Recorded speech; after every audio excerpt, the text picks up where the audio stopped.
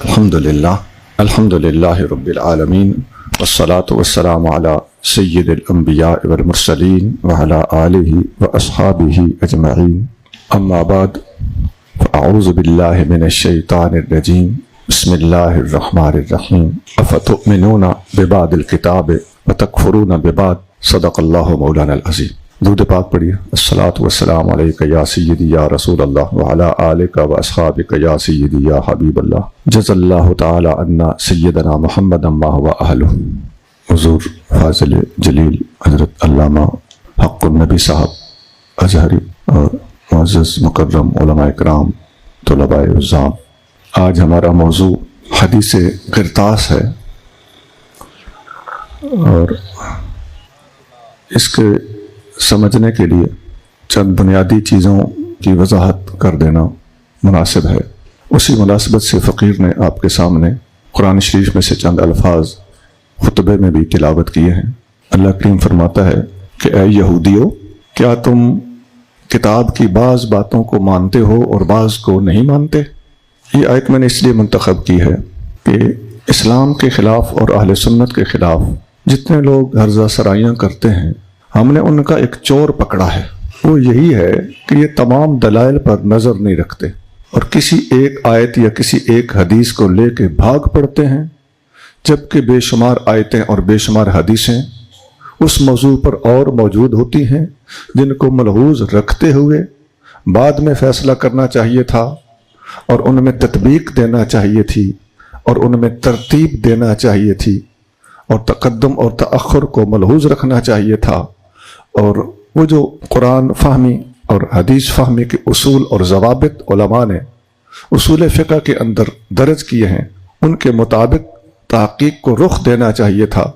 لیکن یہ لوگ اس کے برعکس چونکہ تشکیک پیدا کرنے کا ایک مشن لے کے اسلام کے خلاف ملحدانہ طریقے سے کھڑے ہو چکے ہیں، لہذا کسی ایک بات یا کسی ایک جملے، اور بعض اوقات ایسا بھی ہوتا ہے کہ ایک ہی حدیث کے الفاظ مکمل نہیں پڑھ رہے ہوتے، اور ایسا بھی ہوتا ہے کہ اس حدیث کا صحیح ترجمہ تک نہیں کر رہے ہوتے۔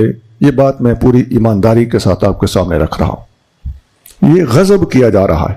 اب عوام کی بلا جانے کہ ایک بندہ ہے، اس نے ایک بات بتائی ہے اور 10 چھپائی ہیں۔ وہ جو بتا رہا ہے وہ تو ایک سادہ آدمی سن رہا ہے، جو اس نے چھپائی ہے اس چھپائی ہوئی بات کا اس بیچارے کو کیا پتا۔ میں اس کی بہت سی مثالیں آپ کے سامنے رکھنے لگا ہوں۔ مثلا حدیث قرطاس کے حوالے سے اس بات پر کہ کاغذ قلم، حدیث قرطاس کے حوالے سے بتایا جاتا ہے کہ مانگا گیا اور نہ دیا گیا۔ اب کاغذ قلم کب مانگا گیا، اس کی بھی تفصیل سن لیجیے۔ پہلی بات تو یہ ہے کہ نبی کریم رؤوف الرحیم صلی اللہ علیہ وآلہ وسلم نے اپنی ظاہری حیات مبارکہ کے آخری دنوں میں کاغذ قلم لا کر لکھ دینے کا عزم فرمایا۔ آپ علیہ الصلوۃ والسلام نے فرمایا کہ اے عائشہ، اپنے والد ابو بکر اور اپنے بھائی عبد الرحمن سے کہو کاغذ قلم لے آئے، میں کچھ لکھ کے دینا چاہتا ہوں تاکہ میرے بعد کوئی خواہش کرنے والا خواہش نہ کرے اور کوئی دعویٰ کرنے والا دعویٰ نہ کرے۔ ثم قلت، آپ علیہ السلام فرماتے ہیں پھر میں نے سوچا کہ یأبی اللہ والمؤمنون الا ابا بکر۔ حضور اپنے باطنی علم کی بنا پر یہ بات کر رہے ہیں کہ جب اللہ اس کے تمام فرشتے ابو بکر کے سوا کسی کو خلیفہ مان ہی نہیں رہے تو مجھے لکھ کر دینے کی کیا ضرورت ہے۔ یہ ثم قلت کے الفاظ ذرا دیکھیے، یعنی سوال اٹھ سکتا تھا نا کہ آقا نے فرمایا کاغذ قلم لے آؤ، تو پھر کیوں نہ لا کے دیا گیا، پھر وہ تحریر کہاں ہے؟ تو اس کا جواب خود حدیث کے متن کے اندر موجود ہے کہ ثم قلت یأبی اللہ ویدفع المؤمنون او یدفع اللہ ویأبی المؤمنون، بخاری حدیث نمبر 5666، 5666، مسلم 6181، 6181۔ یہ تھی جی کاغذ قلم منگوانے کے حوالے سے ایک حدیث، اور اس حدیث کے اندر تصریح موجود ہے۔ حدیث قرطاس کے بارے میں تکے لگانے والوں پر یہ بھاری قرض ہے جس کو یہ قیامت تک نہیں اتار سکتے کہ کاغذ قلم کے حوالے سے تو صدیق اکبر کا نام لے کر حدیث موجود ہے، اور حدیث بھی بخاری اور مسلم میں موجود ہے۔ اسی طرح ایک حدیث مسند احمد میں ہے، نبی کریم صلی اللہ علیہ وآلہ وسلم جس وقت دنیا سے پردہ فرما رہے ہیں تو اس سے چند لمحے پہلے، یہ پوائنٹ بڑا عام ہے، چند لمحات پہلے، گھنٹہ پہلے بھی نہیں، این اس وقت انس بن مالک رضی اللہ تعالیٰ عنہ پاس موجود ہیں، اما عائشہ صدیقہ پاس موجود ہیں، عبد الرحمن بن ابی بکر صدیق پاس موجود ہیں، سیدنا علی مرتضیٰ رضی اللہ تعالیٰ عنہ پاس موجود ہیں۔ آپ علیہ الصلوۃ والسلام فرماتے ہیں، اے علی کاغذ اور قلم لے آؤ، میں کچھ لکھ کے دینا چاہتا ہوں، اور خود مرتضیٰ کریم اکیلے ان کو فرمایا، کسی اور کو نہیں کہا۔ امر النبی صلی اللہ علیہ وآلہ وسلم ان آتیہ بطبق یکتب فیہ، ان آتیہ میں لے کر آؤں۔ مرتضیٰ کریم کو حضور صلی اللہ علیہ وسلم نے یہ حکم دیا، پرٹیکولرلی پوائنٹ آؤٹ کرتے ہوئے، اور کیا لکھ کے دوں، کس لیے لکھ کے دوں؟ ما لا تدل امتہ من بعدہ۔ سیدنا علی مرتضیٰ رضی اللہ عنہ فرماتے ہیں کہ حضور نے فرمایا کہ کاغذ قلم لے آؤ میں لکھ دوں۔ وہ کیا لکھنا تھا؟ وہ چیز تھی کہ جس کے بعد حضور کی امت گمراہ نہ ہوتی۔ یہ الفاظ بھی نوٹ کرنے کے قابل ہیں، یہ کوئی بڑی بھاری چیز تھی نا۔ فخشیت ان تفوتنی نفسہ، سیدنا علی مرتضیٰ رضی اللہ عنہ فرماتے ہیں کہ مجھے یہ اندیشہ ہوا کہ میں کہیں کاغذ قلم ڈھونڈتا رہ گیا تو حضور صلی اللہ علیہ وسلم پردہ نہ فرما جائیں، کیونکہ میں بتا رہا ہوں نا کہ آخری لمحات تھے تو بات رہ جائے گی۔ قلت انی احفظ وعی، مولا مرتضیٰ نے عرض کیا حضور میں حفظ کر لوں گا اور یاد رکھوں گا، بات کو محفوظ کر لوں گا، آپ زبانی ارشاد فرما دیں۔ ہاں جی، کاغذ قلم مانگا گیا، اس اہمیت کو جتلا کر مانگا گیا کہ میرے بعد گمراہ نہیں ہو گئی، اور کاغذ قلم لا کر نہیں دیا گیا، بلکہ عرض کیا گیا حضور آپ زبانی ارشاد فرما دیں۔ تو حضور صلی اللہ علیہ وسلم نے زبانی ارشاد فرما دیا، وہ فرمان بھی سن لیجئے، جس سے اگر معمولی سا بھی اخلاص اور خوف خدا کسی کے دل میں ہوگا اور بات اور دین کو کوئی سمجھنا چاہتا ہو، ملحد نہ ہو، تو بات کی تہ تک پہنچ جائے گا کہ آقا کا ارشاد تو سامنے آ چکا ہے۔ اور الفاظ کیا ہیں؟ اوسی بالصلاۃ والزکاۃ وما ملکت ایمانکم، میں تمہیں نماز، زکوٰۃ اور غلاموں کا خیال رکھنے کی وصیت کرتا ہوں۔ مسند احمد حدیث نمبر 693، 693۔ لیں جی، یہ راز بھی سامنے آ گیا۔ اور سنیے، نبی کریم صلی اللہ علیہ وآلہ وسلم جب حدیث کرتاس اس میں آپ کاغذ کا مطالبہ فرما رہے تھے کہ کاغذ لے آؤ، اس وقت جب کاغذ قلم کا آپ نے حکم دیا تو یہ حضور صلی اللہ علیہ وسلم کے پردہ فرمانے سے 5 دن پہلے کی بات، عین وصال کے موقع پر جو بات ہوئی وہ زیادہ اہم ہوگی یا 5 دن پہلے والی بات زیادہ اہم ہوگی؟ اچھا، تو آپ صلی اللہ علیہ وآلہ وسلم نے جو عین وصال کے موقع پہ جو بات فرمائی ہے وہ تو کلیئر ڈکلیریشن ہوگا نا۔ تو 5 دن پہلے جب بات کی تو آپ صلی اللہ علیہ وآلہ وسلم نے ان 5 دنوں کے بعد 5 دن جو دنیا کے اندر گزارے، ان دنوں کے اندر آپ صلی اللہ علیہ وسلم کے پاس کھلا ٹائم تھا۔ فاروق اعظم تو کم از کم رات کو تو گھر چلے جاتے ہوں گے نا، تو آپ علیہ الصلوۃ والسلام نے وہ بات ان 5 دنوں میں نہ لکھوائی۔ یہ ایک سوال ہے ان لوگوں پر جو فاروق اعظم پر حدیث کرتاس کے حوالے سے سوال اٹھاتے ہیں۔ دوسری بات یہ کہ حضرت فاروق اعظم رضی اللہ تعالیٰ عنہ اور دیگر صحابہ کرام اور اہل بیت اطہار پاس موجود تھے۔ جب یہ سوال ہوا تو کاغذ قلم آپ کو نہ لا کے دیا گیا، تو حضرت علی المرتضیٰ رضی اللہ تعالیٰ عنہ بھی پاس موجود تھے، تو انہوں نے سب پر غالب آ کر کاغذ قلم کیوں نہ فراہم کر دیا؟ جب ہمارا اعتقاد ہے کہ آپ اسد اللہ ہیں اور نبی کریم صلی اللہ علیہ وسلم کی اتنی خواہش اور ایک وصیت کرنے کا موقع ہو، تو اس وقت بھی آپ کو کاغذ قلم لا کے نہ دینے والوں کا ساتھ دیتے ہوئے یا ان کی ہاں میں ہاں ملاتے ہوئے یا ان کے سامنے خدا نخواستہ دب جانے والی کوئی بات آج کرتا ہو تو یہ اس کی حضرت علی مرتضیٰ رضی اللہ تعالیٰ عنہ کی شان کے اوپر تنقیص ہوگی اور ایک حرف آئے گا. لہذا اہل سنت ایسی باتوں سے پاک ہیں اور ہم سیدنا علی مرتضیٰ رضی اللہ تعالیٰ عنہ کے ہوتے ہوئے کسی بات پہ اگر عمل نہیں کیا گیا تو اس بات کے درست ہونے کو تسلیم کرتے ہیں. اور بات کہ نبی کریم صلی اللہ علیہ وسلم نے جب فرمایا کہ کاغذ قلم لے آؤ تو آگے سے حضرت عمر فاروق رضی اللہ تعالیٰ عنہ نے جو ارشاد فرمایا کہ نبی کریم صلی اللہ علیہ وسلم کو اس وقت تکلیف ہے. یہ الفاظ ہیں حدیث کے. لفظ حدیث کے اندر جو صاف آتے ہیں وہ یہ ہیں کہ فقال بعضهم، بعض سے مراد اکثر ایک آدمی ہوتی ہے. ان رسول اللہ صلی اللہ علیہ وسلم قد غلبہ الوجع، نبی کریم صلی اللہ علیہ وسلم اس وقت تکلیف میں ہے. اب اس بات میں ہمدردی ہے، محبت کا اظہار ہے. وَإِنَّكُمُ الْقُرْآنُ حَسْبُنَا کتاب اللہ، اور ہمارے پاس قرآن موجود ہے اور ہمارے لیے اللہ کی کتاب کافی ہے. یہ آپ صلی اللہ علیہ وسلم کی تکلیف کے پیش نظر بات کرنا اسی حدیث کے اندر لفظاً موجود ہے. حدیث کے ان لفظوں کو کیوں نہ بتایا جائے، کیوں نہ ہائی لائٹ کیا جائے اور کیوں کر چھپایا جائے. آپ حدیث کرتاس پر مخالفین کا تبصرہ جب سنو گے تو ان الفاظ کو کبھی وہ بیان نہیں کرتے. کیوں؟ اچھا، آقا کریم صلی اللہ علیہ وسلم کی ہمدردی کے پیش نظر یہ بات کہی گئی، اس کا واضح ثبوت غلبہ الوجع کے لفظوں کے اندر موجود ہے.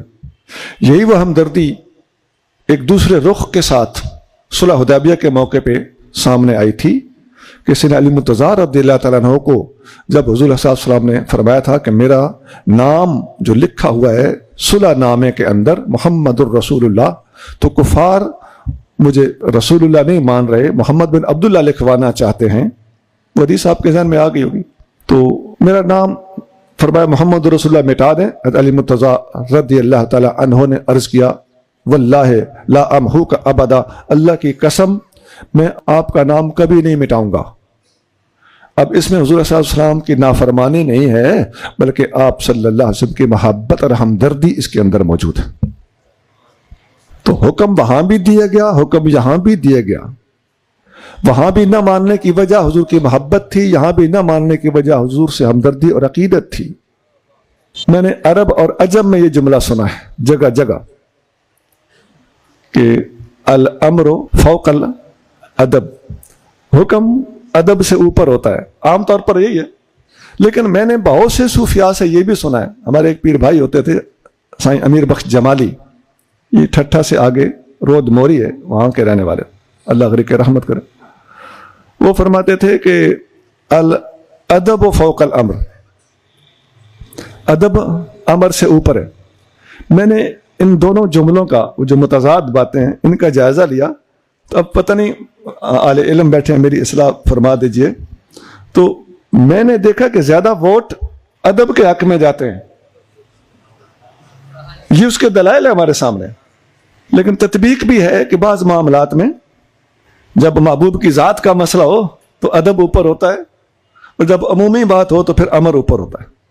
یعنی جس بات سے محبوب کا فائدہ ہو، جس بات سے محبوب کی صحت، طبیعت، مزاج اس کا لحاظ رکھا جاتا ہو، وہ بات اس وقت اوپر ہو جاتی ہے. گرامی عرض یہ کر رہا تھا کہ مرتضیٰ کریم رضی اللہ تعالیٰ عنہ طریقت کے شہنشاہ ہیں، تو انہوں نے ادب کو اوپر رکھا ہے، اور فاروق اعظم رضی اللہ تعالیٰ عنہ ان سے بھی بڑے شہنشاہ ہیں، انہوں نے بھی ادب کو اوپر رکھا ہے.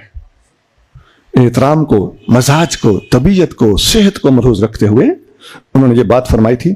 اچھا، ایک بات اگر اہل دل ہو تو اس بات کو بڑی اہمیت دے گا. بھئی ہم پر بدگمانی واجب ہے یا حسن ظن واجب ہے؟ تو مرتضیٰ کریم کے بارے میں بھی حسن ظن اور فاروق اعظم کے بارے میں بھی حسن ظن. ایک بات کے دو پہلو نکلتے ہوں، ایک پہلو اصلاح والا ہو اور ایک پہلو شرارت والا ہو، تو شرارت والا پہلو اختیار کرنے والا شرارتی مذہب کا ہوگا اور محبت والا پہلو اختیار کرنے والا محبت والے مذہب کا ہوگا. اور آپ کو پتہ ہے شرارتی تو یہ پھر ہیں، شین سے ہی شرارت ہوتی ہے. میں نے بولا نا کہ کوئی حسن زن، کوئی اہل دل ہوگا تو اس بات کی قدر کرے گا. حسن زن واجب ہے اور یہ صوفیاء کا خاصہ ہے. اب اگلا سوال ان لوگوں کا یہ ہوتا ہے کہ حسبنا کتاب اللہ، یہ تو انکار حدیث کے جراثیم ہیں اس میں معاذ اللہ. کہ قرآن ہے الیوم اکملت لکم دینکم واتممت علیکم نعمتی ورضیت لکم الاسلام دینا. حضور علیہ السلام کے اس تکلیف والے ایام سے تقریباً 3 ماہ پہلے عرفات کے میدان میں آیت نازل ہو چکی ہے کہ دین مکمل ہو چکا. تو فاروق اعظم کا اب 3 ماہ بعد اس کی طرف اشارہ کرنا کون سا جرم ہے؟ اور ایک حدیث میں آتا ہے کہ نبی کریم رؤوف رحیم صلی اللہ علیہ وآلہ وسلم نے جب دنیا سے تشریف لے جانا تھا تو آپ نے وصیت جو کی تھی. عبداللہ بن ابی اوفا رضی اللہ تعالیٰ عنہ روایت کرتے ہیں کہ نبی کریم صلی اللہ علیہ وسلم نے وصال کے وقت اوصا بکتاب اللہ، آپ نے وصال کے وقت وصیت فرمائی تھی کہ میرے بعد اللہ کی کتاب کو اختیار رکھنا، اللہ کی کتاب سے چمٹ کر رہنا اور اس کی پیروی کرتے رہنا. یہ اوصا بکتاب اللہ، حضور علیہ السلام کتاب اللہ کی وصیت فرمائیں تو تمہیں سمجھ آ جائے، اور فاروق اعظم حسبنا کتاب اللہ اگر کہیں تو تمہیں سمجھ نہ آئے. اس کا مطلب یہ ہے کہ دماغ کے اندر فاروق اعظم کے خلاف کوئی فطور موجود ہے جو بات کو سمجھنے نہیں دیتا. اور اوصا بکتاب اللہ، یہ حدیث کہاں ہے کہ نبی کریم صلی اللہ علیہ وسلم اللہ کی کتاب کے بارے میں وصیت فرمائی تھی. بخاری 2740، مسلم 1634، 1634. اب یہاں لگے ہاتھوں نبی کریم رؤوف رحیم صلی اللہ علیہ وآلہ وسلم کی وصیتوں کے بارے میں بھی اکٹھی حدیثیں سن لیں. وصیت بھی آقا علیہ السلام کی ایک نہیں ہے، یا وصیت کے بارے میں ایک حدیث نہیں ہے، صرف حدیث کرتاس ہی نہیں ہے. بدنیت لوگوں نے اس ایک حدیث کو پکڑا ہوا ہے کیونکہ اس میں سے اپنی مرضی کے مطابق وہ شرارت کرنا چاہتے ہیں، جبکہ وصیت کے اوپر بھی بہت ساری حدیثیں موجود ہیں. ایک حدیث میں نے آپ کو یہ سنائی کہ اوصا بکتاب اللہ، نبی کریم صلی اللہ علیہ وسلم نے کتاب اللہ کی وصیت فرمائی تھی. حدیث کرتاس کے ساتھ اس کو رکھ، نہ رکھے گا تو تجھ سے پوچھا جائے گا، اور ہم تجھے نہیں ہلنے دیں گے، اس کو ساتھ رکھنے پر مجبور کریں گے. ہم بات ہی نہیں کرنا چاہتے جب تک یہ حدیثیں ساتھ نہ رکھی جائیں. اسی طرح پہلے حدیثیں آپ سن چکے ہیں کہ میں تم نے کتاب و سنت چھوڑ کے جا رہا ہوں. یہ وصیت ہے کہ نہیں؟ یہ حدیث ساتھ کیوں نہ رکھی جائے؟ اب ساتھ حدیث کرتاس رکھ. ایسے ہی میرے بعد ابو بکر و عمر کی پیروی کرنا. جامع ترمذی حدیث نمبر 3663، 3663، یہ ساتھ کیوں نہ رکھی جائے؟ ایسے ہی قرآن اور اہل بیت والی حدیث، یہ ساتھ کیوں نہ رکھی جائے؟ ایسے ہی عبداللہ بن مغفل رضی اللہ تعالیٰ عنہ روایت کرتے ہیں کہ رسول اللہ صلی اللہ علیہ وسلم نے ارشاد فرمایا، میرے صحابہ کے بارے میں اللہ سے ڈرتے رہنا، میرے بعد ان پر تنقید نہ کرنا. جس نے ان سے محبت کی میری وجہ سے کی، جس نے ان سے بغض رکھا اس کے دل میں دراصل میرا بغض ہوگا. ترمذی 3862. یہ ساری وصیتیں ہیں. انصار کے بارے میں نبی کریم صلی اللہ علیہ وسلم ممبر پر کھڑے ہو کر ارشاد فرمایا، فصائد المنبر، انہیں اونٹ کے پلانوں کے ممبر یاد رہ جاتے ہیں، اور مسجد نبوی کے اندر بچھا ہوا ممبر رسول اندھوں کو نظر نہیں آئے گا. اور حدیث میں آتا ہے کہ وَلَمْ يَسْعَدْهُ بَعْدَ ذَلِكَ الْيَوْمِ، یہ اس دن کی بات ہے جس دن کے بعد پھر حضور ممبر پہ نہیں چڑھے. ایسے آخری وصیت ہے.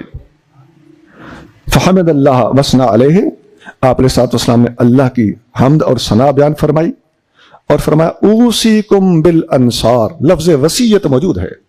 میں آپ لوگوں کو انصاریوں کے بارے میں وصیت کرتا ہوں. انصاری صحابہ جو مدینہ شریف میں نبی کریم رؤوف رحیم صلی اللہ علیہ وسلم کے میزبان بنے، ان کو انصاری کہا جاتا ہے. تو ان کے بارے میں آقا نے وصیت فرمائی کہ ان کے ساتھ اچھا سلوک کرنا. یہ حدیث بخاری شریف میں ہے 3799، 3799. اب اس کے اندر لفظ وصیت باقاعدہ موجود ہے. تو جس حدیث میں اگرچہ مقصود تو وصیت ہی ہے لیکن لفظاً موجود نہیں ہے، وہ یاد ہے یار لوگوں کو، اور جس حدیث کے اندر باقاعدہ اوصیکم کے الفاظ موجود ہیں اور ہے بھی اسی بخاری میں، وہ نظر نہیں آئے گی ان کو۔ اس کو ساتھ رکھو، نہیں تو ہم ہلنے نہیں دیں گے، بات نہیں ہوگی کسی موضوع پر جب تک ان ساری حدیثوں کو سامنے نہیں رکھا جائے گا۔ ایک اور حدیث میں آتا ہے، جامع ترمذی میں حدیث ہے کہ نبی کریم صلی اللہ علیہ وسلم نے فرمایا، ایک بار نہیں فرمایا، کان یقول، حدیث کے الفاظ ہیں، آپ فرمایا کرتے تھے کیا کہ مجھے اپنے بعد لمما یہمنی بعدی، اہم بات جو جس کا مجھے اندیشہ ہے وہ یہ ہے کہ لَيَصْبِرَ عَلَيْكُنَّ إِلَّا الصَّابِرُونَ، اے میری بیویوں، میری ازواج، آقا نے فرمایا، اے میری ازواج، میرے بعد آپ کے ساتھ برتاؤ کرتے وقت صبر کا مظاہرہ وہی کرے گا جو صبر والا ہوگا۔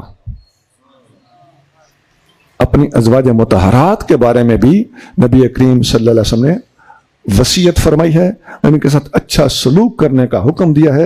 اور اما عائشہ صدیقہ فرماتی ہے کہ عبد الرحمن بن عوف کو اللہ جنت کے سلسبیل میں سے پانی پلائے، دعا دے کر کہتی ہیں کہ اس نے نبی کریم صلی اللہ علیہ وسلم کے ازواج سے بہت اچھا سلوک کیا، اور اس نے میرے پاس ایک مرتبہ 40,000 درہم بھیجے تھے۔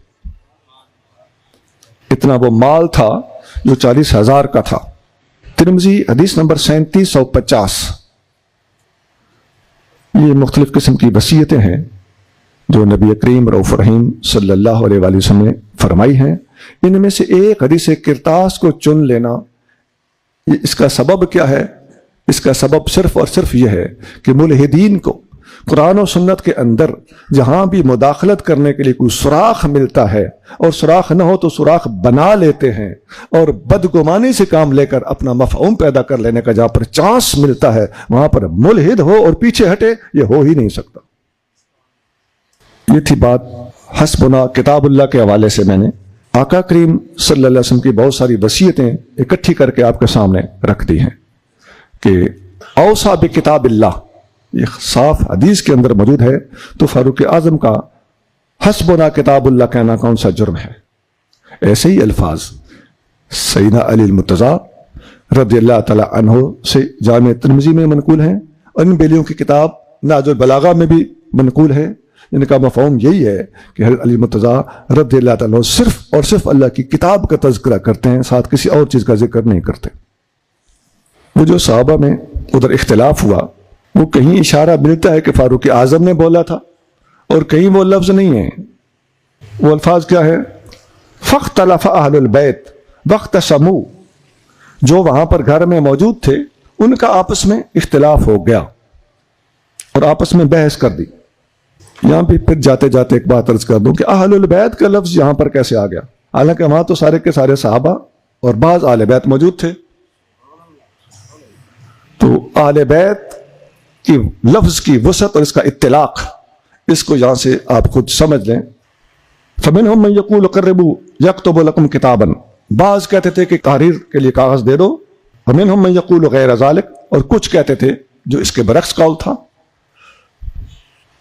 اس حدیث کو بھی دوسرے مقام پر دیکھا جائے تو وہاں الفاظ اسی بخاری کے اندر، یعنی حدیث کی وضاحت حدیث سے ہو رہی ہو تو مسئلہ بالکل آسان ہو جاتا ہے۔ یہ حدیث ابن عباس رضی اللہ تعالیٰ عنہ سے بخاری مسلم میں دوسری جگہ پر یوں مروی ہے کہ آپ علیہ الصلوۃ والسلام نے کاغذ قلم جب مانگا تو جب کاغذ قلم دینے سے انکار کیا گیا، انکار سے وہ مراد نہیں جو نافرمانی کا انکار ہوتا ہے۔